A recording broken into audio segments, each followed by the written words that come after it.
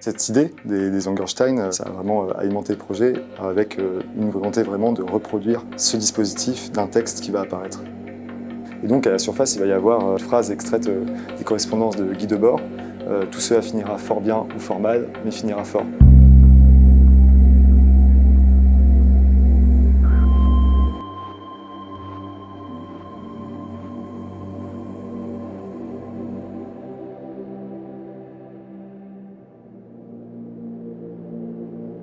La médaille, à l'origine, c'est un vecteur de message. Et là, c'est un galet, il y a une très très belle forme au dos, etc.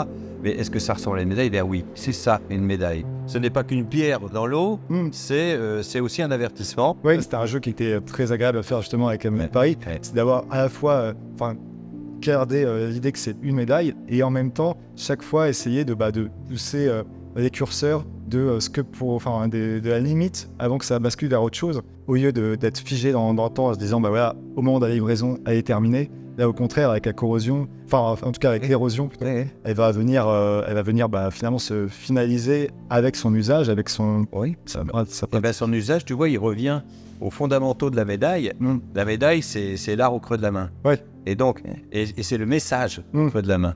Et c'est absolument bien trouvé parce que on va l'avoir dans la main, on va l'user, et la main et la médaille, c'est indissociable.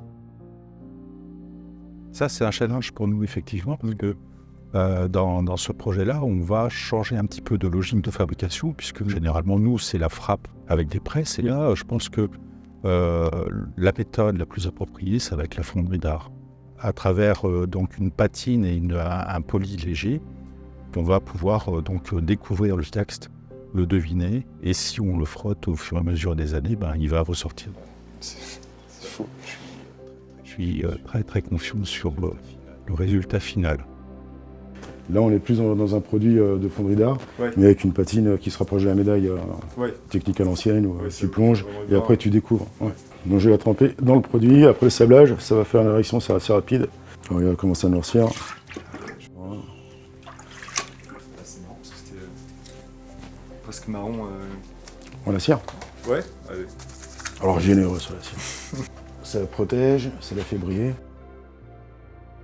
Alors le revers de cette médaille, moi aussi, m'a beaucoup plu et beaucoup interpellé. Tu parles du temps. On a l'impression d'avoir une coupe d'arbre finalement avec les cercles concentriques qui correspondent à la croissance de ces végétaux-là et qui nous indique, qui donne l'indication aussi sur la pluviométrie, sur l'état finalement de l'environnement de la planète à ces moments-là. C'est graphiquement, tu as trouvé une chose étonnante, c'est de nous montrer comme si c'était une coupe d'arbre, comme si c'était quelque chose qu'on connaît déjà, mais qui nous donne une indication en plus sur le temps, sur l'eau. Donc c'est vachement bien.